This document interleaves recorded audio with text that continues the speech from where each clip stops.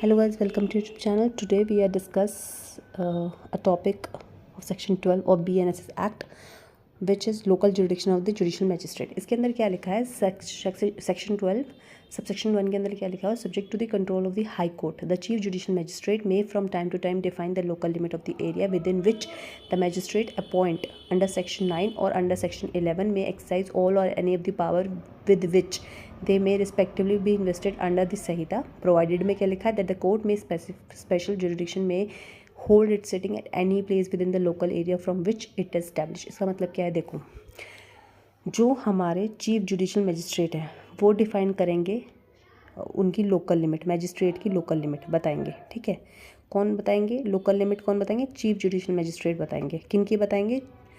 Magistrate की बताएंगे। और मैजिस्ट्रेट कौन से मैजिस्ट्रेट की हम बात करें? जो सेक्शन 9 और सेक्शन 11 में हमने पढ़ा है।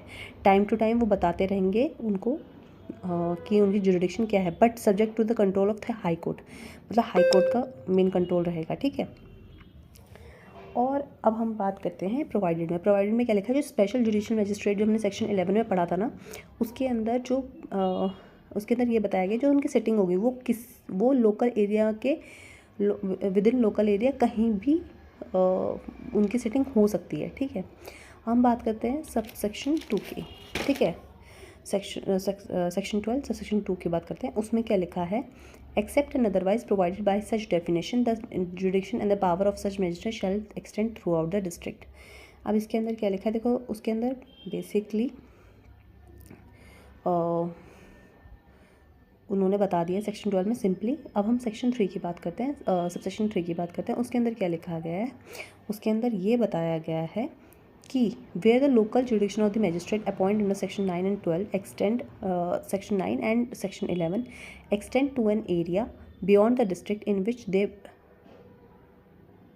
extend to the area beyond the district in which they ordinarily hold court. Any reference in this Sahita to the court or session or this Sahita to the court of session or chief judicial magistrate shall be relation of such magistrate throughout the area within the local jurisdiction he constitute unless the contested। देखो, इसमें क्या लिखा है? जो magistrate, जो chief judicial magistrate हैं, जो area वो जुरिडिक्शन जो उनको मैजिस्ट्रेट को देंगे, बताएंगे, वो जुरिडिक्शन उनकी होगी ही।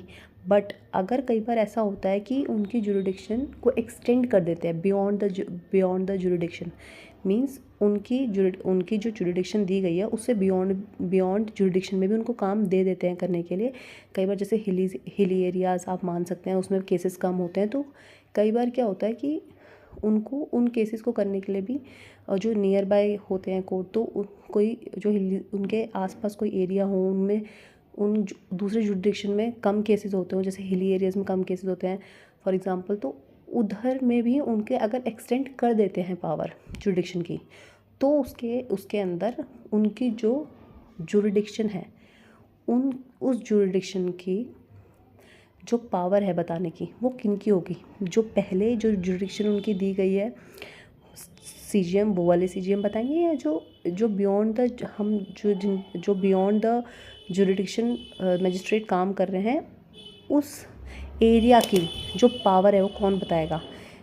इसमें अंदर ये लिखा है कि वो पावर बताएंगे वही सीजीएम जो जुरिडिक्शन, जिस एरिया की जुरिडिक्शन आपकी एक्सटेंड हुई है। मींस मैं सिंपल तरीके से बता देती हूँ। जैसे सपोज मानिए कि 2 जुरिडिक्शन है, एक जुरिडिक्शन में जो मैजिस्ट्रेट्स थे उनके जुरिडिक्शन को एक्सटेंड कर दिया दूसरे जुरिडिक्शन में, तो जो दूसरे जुरिडिक्शन बताएंगे और उसके अंदर कौन से वो केस, इसका मतलब ये है कि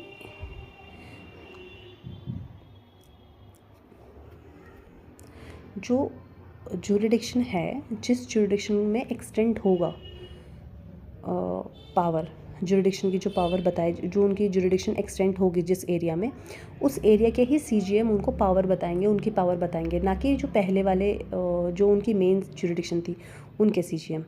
मीन्स सिंपली तरीके से इसका मतलब ये है कि अगर कोई भी मैजिस्ट्रेट को उनके जुरिडिक्शन के बियॉन्ड दूसरे जुरिडिक्शन में काम करने के लिए बोला जाता है, तो उस दूसरे जुरिडिक्शन के जो सीजीएम और सेशन जज होंगे वो ही उनको इंस्ट्रक्शन करेंगे कि वो कौन से केस देखने हैं, उनकी ज्यूरिडिक्शन कितनी है, वो ही बताएंगे, ना कि उनके पहले वाले ज्यूरिडिक्शन के जो मेन उनकी ज्यूरिडिक्शन, ना कि वो वाले सीजीएम बताएंगे।